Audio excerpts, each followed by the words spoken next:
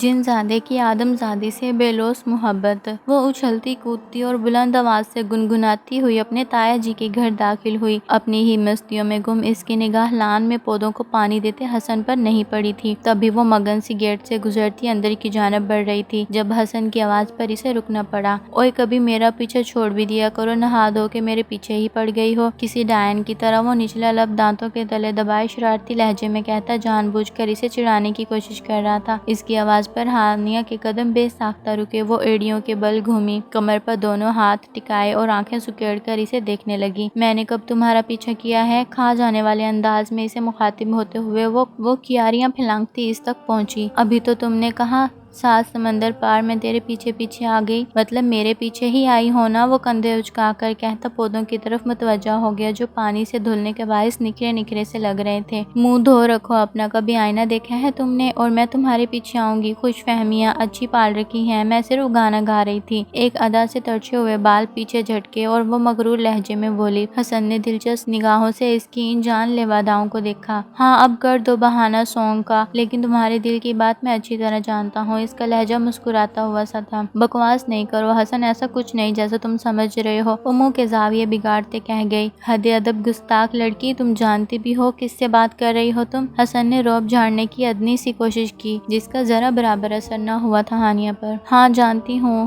ہے ایک دنیا جہان کا نکما، آوارہ، بدمعاش، گنڈا اور موالی جو مجھ سے مخاطب ہونے کے بہانے ڈھونڈتا رہتا ہے ہر وقت۔ وہ بھی اب کی بار شرارت سے گویا ہوئی تھی۔ ایک چیز تو بتانے والی رہ ہی گئی، ماں بدولت خاصی ہینڈسم بھی ہیں، وہ جتانے والے انداز میں کہتا بالوں میں ہاتھ پھیرنے لگا۔ اوہ اس خوش فہمی میں کس نے مبتلا کیا آپ کو مسٹر حسن رضا؟ وہ ٹھوڑی تلے انگلی ٹکائے آنکھیں پٹپٹا کر پوچھنے لگی۔ اچھا چھوڑو یہ بتاؤ یہاں کیوں آئی ہو؟ کچھ شرم کر لو ہانی، جب دل چاہے دندناتی ہوئی اپنے ہونے والے سسرال پہنچ جاتی ہو۔ بندہ تھوڑا سا لحاظ کر لے، مشرقی لڑکیوں والی کوئی بات ہی نہیں ہے تم میں۔ وہ ملامت بھرے لہجے میں اسے شرمندہ کرنے کی اپنی سی کوشش کر رہا تھا۔ تمہیں کیا تکلیف ہے؟ میں نہیں مانتی اس گھر کو سسرال، یہ میرے تایا جی اور تائی جی کا گھر ہے، جب چاہوں تب آؤں گی۔ تم کون ہوتے ہو مجھے روکنے والے؟ وہ خم ٹھونک کر میدان میں اتر آئی تھی۔ بتاؤں کون ہوں میں؟ آنکھوں میں خاص چمک لیے شرارتی لہجے میں وہ اس سے پوچھ رہا تھا۔ ہانیہ اس کے اس انداز پر سٹ پٹا کر رہ گئی، تبھی فوراً نظریں جھکائی تھی۔ بس اتنی ہی ہمت تھی میرا مقابلہ کرنے کی؟ اب وہ قہقہ لگا کر ہنس رہا تھا، ساتھ ہی مسکراتی نگاہوں سے اس کا سرخ پڑتا چہرہ دل میں سمانے لگا۔ جو لب کاٹتی کنفیوز سی کھڑی تھی، بار بار نچلا لب دانتوں میں دبانے کے باعث گالوں کے ڈمپلز واضح ہو رہے تھے جو حسن کا ضبط آزمانے پر تلے تھے۔ تم نا ایک نمبر کے فضول انسان ہو، جاؤ میں نہیں بات کرتی تم سے، وہ مصنوعی خفگی سے کہہ گئی۔ بالکل ٹھیک کہا ہانیہ آپی، بھائی تو ہیں ہی فضول انسان، اور کبھی بات مت کیجیے گا ان سے، پکی والی ناراضگی آج سے آپ دونوں کی۔ اس سے پہلے کہ حسن کچھ بولتا، لان میں آتے محسن نے ہانیہ کی بات کا جواب دیا۔ اور ڈفر تو میرا بھائی ہے یا اس کا؟ حسن نے اسے زبردست گھوری سے نوازا۔ 50-50، آدھا آپ کا آدھا بھابھی کا، محسن نے سوچنے کی اداکاری کرتے ہوئے جواب دیا، جبکہ اس کی بات پر ہانیہ اسے کشمگی نگاہوں سے گھورنے لگی۔ آپ کو کیا ہو گیا؟ اب سالم نگلنے کا ارادہ ہے کیا؟ یقین کریں بالکل ہڈیوں کا ڈھانچہ ہوں، مجھے کھانے کے بعد بھی آپ کی بھوک بالکل نہیں مٹے گی، اس لیے مجھ معصوم کو بخش دیں پلیز۔ وہ باقاعدہ ہاتھ جوڑ کر اس کے سامنے جھکا کھڑا تھا۔ ہانیہ نے زور سے اس کے جڑے ہاتھوں پر ہاتھ مارا۔ یہ بھابھی کیسے کہا تم نے؟ کتنی بار بولا ہے کہ بھابھی کہہ کر مت بلایا کرو، پہلے رشتے ختم ہو گئے ہیں کیا؟ آپی کہا کرو مجھے آپی، اور میں کیا آدم خور لگتی ہوں تمہیں جو انسانوں کو سالم نگل جاؤں گی؟ وہ قمیض کے دونوں بازو اوپر کرتے ہوئے توپوں کا رخ اس کی طرف کر گئی۔ وہ نا کل بھائی کہہ رہے تھے کہ آپ ڈائن ہیں، چڑیل ہیں، لوگوں کا خون پیتی ہیں، یقین نہیں تو خود پوچھ لیں ان سے۔ محسن نے کوئی راہ فرار نہ پا کر پھر اسے حسن کی طرف متوجہ کر دیا۔ حسن اس کی بات پر سٹ پٹا کر رہ گیا۔ شرم تو نہیں آتی تمہیں حسن، میرے پیچھے میری برائیاں کرتے ہوئے؟ میرے سامنے تو بڑے محبت کے راگ لگاتے ہو، پتہ چل گیا ہے کتنی محبت ہے تمہیں مجھ سے، وہ رونے والا منہ بناتے سے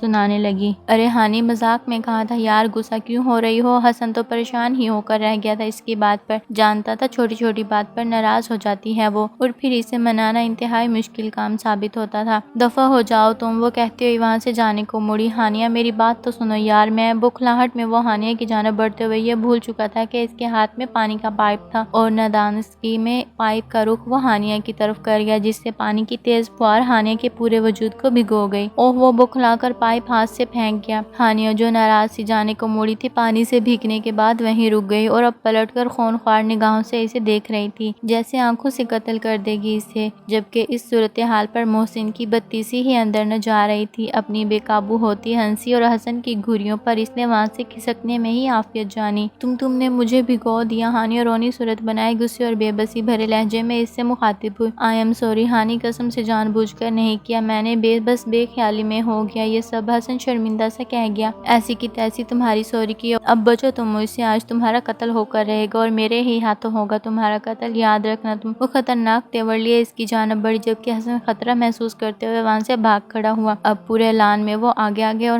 ہانیہ پیچھے پیچھے، اسے پکڑنے کی کوشش میں وہ ہانپ کر رہ گئے۔ تبھی ایک جانب لگے جھولے پر بیٹھ کر گہرے گہرے سانس لینے لگی۔ کیوں خود کو ہلکان کر رہی ہو؟ تمہاری یہ حالت دیکھی نہیں جاتی مجھ سے، پھر سے کہہ رہا ہوں آئی ایم سوری، ایکسپٹ کر لو میری معافی۔ وہ پھر اسے شرارت کے موڈ میں آ چکا تھا۔ نہیں کروں گی ایکسپٹ، بالکل نہیں کروں گی، وہ چلائی۔ نہ کرو، مجھے کیا، اس میں تیرا گھاٹا، میرا کچھ نہیں جاتا۔ ہانیہ کو انگوٹھا دکھاتا دھیمے لہجے میں گنگناتے ہوئے وہ کندھے اچکا گیا۔ وہ کچھ کہنے ہی والی تھی جب تائی جی کی وہاں انٹری ہوئی۔ ہانیہ پتر، تیلیے پکوڑے بنائے ہیں میں نے گرم گرم، ساتھ بڑی مزے کی چائے بھی تیار ہے، آجا دونوں مل کے پکوڑے کھائیں گے۔ تائی جی پرجوش انداز میں اطلاع دیتے اس تک آئے۔ پھر ہانیہ کی حالت دیکھ کر ان کا منہ کھلا کا کھلا رہ گیا۔ ہائے یہ حالت کیا بنا رکھی ہے ہانی، کیا ہوا ہے تجھے پتر، تو ٹھیک تو ہے نا؟ تائی جی اس کا چہرہ اپنے ہاتھوں کے پیالے میں لے کر پریشانی سے پوچھنے لگی۔ تائی جی دیکھ لیں اپنے سپوت کی حرکتیں، کیا حال کر دیا ہے میرا، اتنا اچھا ڈریس تھا میرا، آج پہلی بار پہنا تھا، سوچا اپنی پیاری سی تائی اماں کو دکھا کر آتی ہوں، لیکن یہ جل ککڑا ہے نا، اسے میرا اور آپ کا پیار بالکل برداشت نہیں ہے۔ وہ رونی صورت بنائے تائی اماں سے چپکے اس کی شکایتیں کر رہی تھی، جبکہ حسن منہ کھولے اس کی الزام تراشی سن رہا تھا۔ حسن یہ کیا بغیرتی ہے، کتنی بار کہا ہے تجھے کہ میری بیٹی کو تنگ مت کیا کر، پھر کب باز آئے گا تو؟ دیکھ کسی دن تیری ان حرکتوں کی وجہ سے نا چھترول ہو جانی ہے تیری میرے ہاتھوں، میں کہتی ہوں بچ کے رہ مجھ سے۔ اماں حسب توقع جلال میں آ چکی تھی۔ اماں میں نے کیا کیا ہے یار، یہ چھچھندر جان بوجھ کر آپ کو میرے خلاف بھڑکاتی ہے، مانتا ہوں میری غلطی ہے، لیکن میں تو اسے منانے کی کوشش کر رہا تھا، وہ جھنجھلا کر رہ گیا۔ تائی اماں دیکھیں یہ کیا کہہ رہا ہے، یہ مجھے چھچھندر بلائے جانے پر وہ ٹھنکی۔ چھچھندر کسے کہا تو نے حسن، اور مجھے یہ بتا کہ منانے کے لیے اگلے بندے کو پانی ڈال کر بھگونا ضروری ہوتا ہے، یہ نیا اصول کہاں سے سیکھ لیا تو نے؟ تائی اماں تو کلاس لینے کے موڈ میں آ چکی تھی، بھلا ان سے کہاں برداشت ہوتی تھی ہانیہ کی اتری صورت۔ ارے کچھ نہیں اماں، جان چھوڑے میری، اور تم مجھ سے بات کیا کرو نا ڈائریکٹ، یہ اماں کو کیوں بیچ میں لاتی ہو؟ وہ اسے گھور کر بولا۔ میں تو لاؤں گی، آفٹر آل میری تائی اماں ہے۔ وہ اسے ڈانٹ پڑوا کر تائی اماں کے کندھوں کے گرد بازو پھیلاتی لاٹ سے ان کے ساتھ لگ کر مزے سے کہہ گئی، تمہیں تو میں سیدھا کرتا ہوں، رکو ذرا۔ وہ اسے پکڑنے کو آگے بڑھا، تیز گھوری نے اسے رکنے پر مجبور کیا، ساتھ ہی تنبیہ بھی سنائی۔ حسن،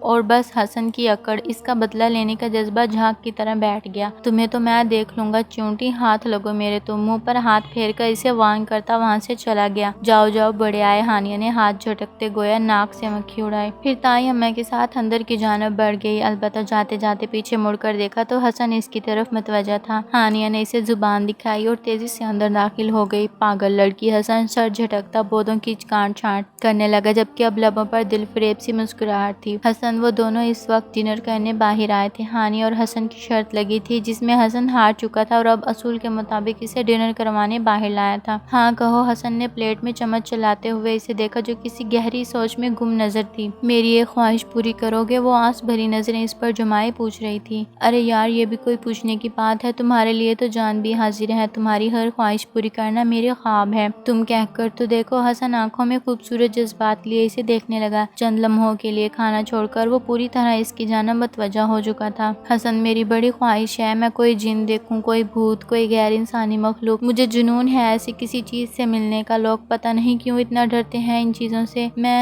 ان کا سامنا کرنا چاہتی ہوں، میں دیکھنا چاہتی ہوں کہ ایسی مخلوق کو اپنے سامنے پا کر انسان کی کیا کیفیت ہوتی ہے، اس کے کیا جذبات ہوتے ہیں، وہ کیا محسوس کرتا ہے۔ میرا دل چاہتا ہے رات کے وقت کسی پرانی سی حویلی میں جاؤں، کھنڈر نما حویلی جہاں جن بھوت کا سایہ ہو، یا کسی ویران اور پرانے قبرستان میں، وہاں جا کر میں ان جنات سے بات کروں، ان سے پوچھوں کہ ان کی لائف کیسی ہوتی ہے، وہ لوگ کیسے رہتے ہیں اپنی دنیا میں، کیا کرتے ہیں، کیا کھاتے پیتے ہیں۔ میں چاہتی ہوں کہ وہ مگن سی پرجوش انداز میں اسے بتا رہی تھی، جبکہ حسن آنکھیں پھاڑے ٹکر ٹکر اس کی شکل دیکھ رہا تھا۔ بس لڑکی، حقیقت کی دنیا میں واپس آ جاؤ۔ کمرے میں ایک ذرا سی کرسی ہلنے پر تو تم جیسی لڑکیوں کی جان لبوں پر آ جاتی ہے، और मैडम चली है भूतों को मुलाकात का शरफ बख्शने। किसी दिन कोई भूत सच में सामने आ गया ना तो इसके बाद तुम जिंदा नहीं बचोगी, हार्ट अटैक हो जाना है तुम्हें और मरने के बाद खुद भी भूत बनकर भटकती आत्मा की तरह इधर उधर घूमती रहोगी। मोहतरमा को नया शौक चढ़ाया है भूतों पर रिसर्च करने का। कुछ देर कबल जो रोमांटिक मूड था हसन का, हानिया ने इसका सारा मूड गार्द कर गई थी। वो समझा था कोई प्यारी सी रोमांटिक सी फरमाइश करेगी वो हसन से या कुछ मांगेगी इससे, कोई गिफ्ट कोई ड्रेस, लेकिन नहीं जी, इसे तो बस भूतों से मिलना था या ऐसा कोई बंदा चाहिए था इसे जो इससे भूतों के टॉपिक पर बिना रुके लगातार गुफ्तगू करता जाए। और हसन को इसकी ये बेतुकी और फजूल बातें कितन पसंद ना आई थी। हसन प्लीज ना, देखो वैसे अम्मा और बाबा जान कभी भी इजाजत नहीं देंगे मुझे रात के वक्त कब्रिस्तान जाने की, लेकिन अगर तुम मेरे साथ होगे तो हम छुपते छुपाते चले जाएंगे ना। सिर्फ एक रात की ही तो बात है, मुझे बस ये देखना है कि क्या वाकई जिन्नात रात के वक्त कब्रिस्तान में रूहें भटकती हैं। बस एक रात तुम मेरे साथ कब्रिस्तान चले जाना, इसके बाद फिर कभी नहीं कहूंगी, पक्का प्रॉमिस। वो मिन्नतें करने पर उतर आई थी। तुम्हारा दिमाग तो खराब नहीं हो गया हानि, ये कैसी अनोखी ख्वाहिशात हैं तुम्हारी। मुझे जूते पड़वाने का इरादा है क्या? रात के वक्त तुम्हें लेकर कब्रिस्तान चला जाऊं और अगर कोई देख ले तो क्या कहेगा? और फिर क्या गारंटी है कि इस रात में तुम्हें जरूर भूत मिलेगा? और अगर भूत मिल भी गया तो तुम्हें क्या लगता है तुमसे मिलने के बाद और तुम्हें अपना इंटरव्यू देने के बाद वो सर झुकाकर तुम्हें अदब से कहेगा, मोहतरमा हानिया साहिबा अब आप अपने एक अदद मंगेतर के साथ अपने घर वापस जा सकती हैं। अरे कच्चा जब आ जाएगा वो हम दोनों को और हमारी लाश तक नहीं मिलनी घर वालों को। बड़ी आई जिनसे मुलाकात करने वाली हसन तो सुलग कर रह गया था इसकी इन फजूलियात पर। हसन प्लीज, वो मासूम सूरत बनाए इसरार करने लगी। हानिया फजूल जिद मत करो और ऐसे फजूल ख्यालात अपने दिलो दिमाग से निकाल कर ही दो। ये जो तुम खौफनाक डाइजेस्ट पढ़ती रहती हो ना, ये सब इसी का असर है जो तुम्हारा दिमाग खराब होता जा रहा है। मैं चचा जान को शिकायत लगा दूंगा तुम्हारी। खुदा का खौफ करो लड़की, किसी दिन खुद ही डर जाओगी अपने साय से। इन सब कामों में मत पड़ो और ऐसी बातें भी मत किया करो। ऐसी मखलूक हर वक्त हमारे आसपास होती है, न जाने किस वक्त कौन सी दुआ कौन सी ख्वाहिश पूरी हो जाए, इसलिए ऐसी बेतुकी बातें मुंह से नहीं निकालनी चाहिए। अब की बार कदरे सख्त लहजा अख्तियार करते हुए हसन ने इसे डांट कर रख दिया था, साथ ही इसे समझाने की कोशिश भी की थी। अब इसे किसी हद तक इसकी बात समझ आई थी। ये तो वो नहीं जानता था, अलबत्ता वो मुंह लटकाए खामोश जरूर हो गई थी और हसन की तसल्ली के लिए यही काफी था।